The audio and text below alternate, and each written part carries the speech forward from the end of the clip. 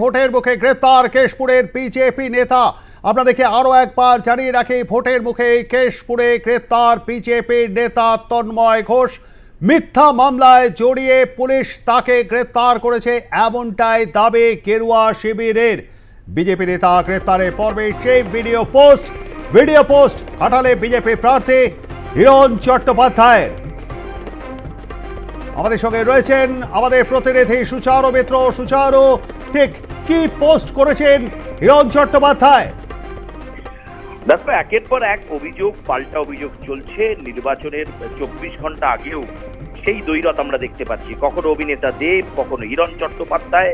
এই একেবারে এই হাই ভোল্টেজ কেন্দ্র ঘাটাল লোকসভা কেন্দ্রে একেবারে পাল্টা টুইট চলছে, তথ্য প্রমাণের পাল্টা বিষয় চলছে। এরই মাঝে কেশপুর থানায় একটি অভিযোগ নিয়ে গিয়েছিলেন একেবারে ওখানকার স্থানীয় সাধারণ সম্পাদক তন্ময় ঘোষ।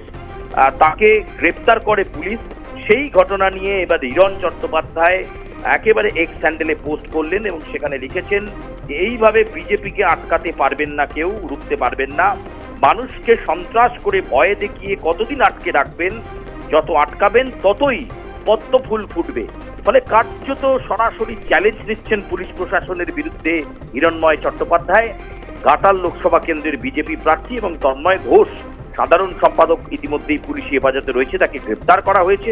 তিনি থানায় একটি সুনির্দিষ্ট অভিযোগ নিয়ে গিয়েছিলেন, তাকে গ্রেপ্তার করার অভিযোগ করা হচ্ছে। পুলিশের বিরুদ্ধে এই অভিযোগ করছেন ঘাটালের বিজেপি নেতা হিরণ চট্টোপাধ্যায়। ফলে এই হাই ভোল্টেজ কেন্দ্রে আগামীকাল সকাল থেকে কি হয় সে পরিস্থিতির দিকে অবশ্যই নজর রাখতে হবে প্রবীর। কিন্তু এই যে এক্সট্যান্ডেলে পাল্টা ঝড় তোলা এবং খানিকটা পরেই আমরা হয়তো নিশ্চয়ই দেখব যে অভিনেতা দেব তথা দীপক অধিকারী ঘাটালের তৃণমূল কংগ্রেসের প্রার্থী, তার পক্ষ থেকেও কি প্রতিক্রিয়া আসে এই ঘটনাতে, এবং কেন এই তন্ময় ঘোষকে গ্রেপ্তার করা হলো, এর নেপথ্যে অন্য কিছু রয়েছে কিনা সেটাও হয়তো ক্রমশ প্রকাশ হবে। প্রবীর, ধন্যবাদ সুচারু, আমাদের সঙ্গে থাকবার জন্য। কথা বলছিলাম আমাদের প্রতিনিধি সুচারু মিত্রর সঙ্গে।